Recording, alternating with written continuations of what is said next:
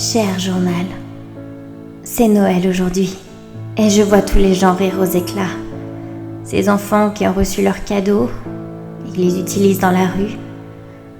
Les voir heureux me réconforte et à la fois m'attriste car je vois l'envers du décor de tout ceci et attendre un jour spécial pour montrer qu'on s'aime avec des cadeaux fabriqués bien évidemment par des enfants qui n'ont pas eu cette chance. Bref, pour montrer à quel point aussi la famille est importante, tout ceci me semble bien faux.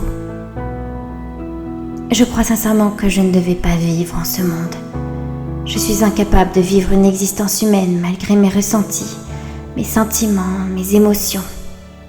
Je n'y arrive pas. Je me sens attachée par le ciel. Cette année a été une année riche intérieurement et vide extérieurement.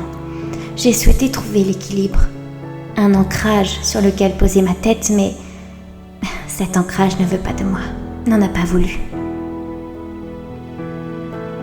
Les gens se servent, s'inspirent et te jettent, récoltant les lauriers et tentant de montrer à quel point tu es insignifiant, alors que tout ce qui leur a permis de briller venait de toi. Pourquoi les gens ont-ils si peur de se connaître au point de récupérer ce qu'il y a à l'extérieur pour oser prétendre être quelqu'un ? Malheureusement, j'ai toujours su qui j'étais. Mais j'ai toujours voulu faire comme les autres afin d'exister en ce monde, dans la matière, et partager avec le plus grand nombre. Mais le décalage est aujourd'hui trop grand, car les gens continuent à être effrayés de la réalité alors que moi, j'en suis devenue neutre. Je suis faite de deux mondes, je crois, et c'est ce qui m'empêchera toujours de trouver pleine satisfaction, car chacun des deux mondes me rejette paradoxalement. Le ciel m'oblige à rester sur terre par ses capacités venues de je ne sais où, me permettant d'aider autrui dans la pénombre, et la terre m'oblige à m'isoler à cause toujours de ses capacités que je tends à mettre sous silence lors de mes interactions, mais qui peuvent en effrayer plus d'un. Les hommes préfèrent la simplicité, pensant qu'elle est synonyme de complétude. Mais là encore, ils se trompent.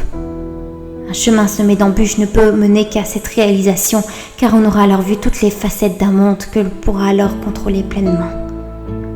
Dans le fond, je crois que ma destinée n'est pas comme celle des autres. Et pourtant, une partie de moi recherche cet autre. Comme si j'avais perdu quelqu'un depuis l'éternité, mais je ne sais pas où le trouver.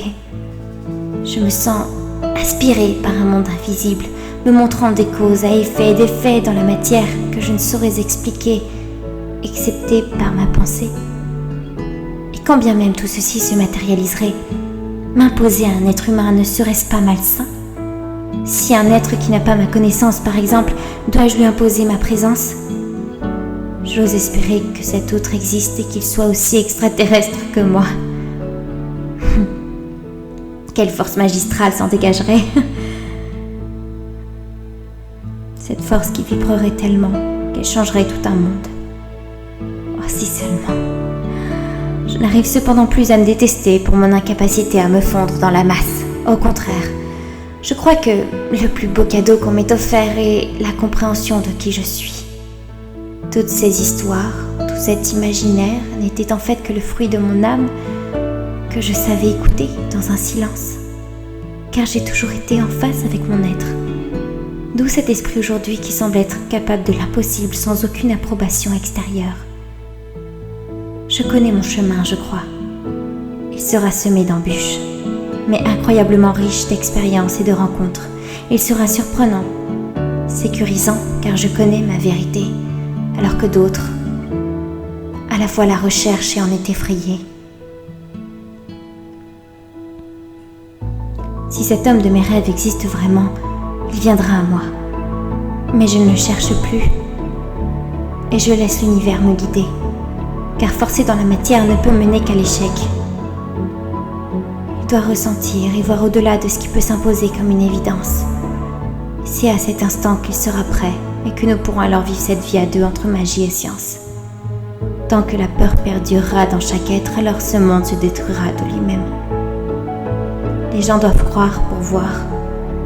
Mais ils doivent croire en eux, et malheureusement l'environnement empêche la réalisation de ce choix. Quoi de mieux qu'un miroir pour guider ses croyances ?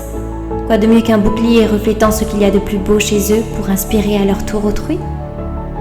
Ou de ce qu'il y a de plus horrible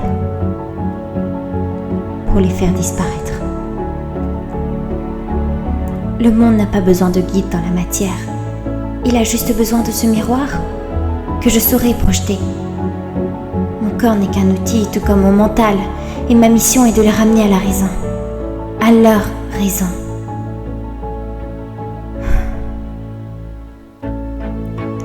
Je me souhaite donc cet amour qui m'a toujours fui. Je me souhaite toute la richesse interdite. Je me souhaite la gloire aussi superficielle que la perdition de ces êtres qui la jugent. Et je me souhaite ce plein pouvoir à chaque instant pour garder intacte toute cette foi et la construction d'un nouveau monde.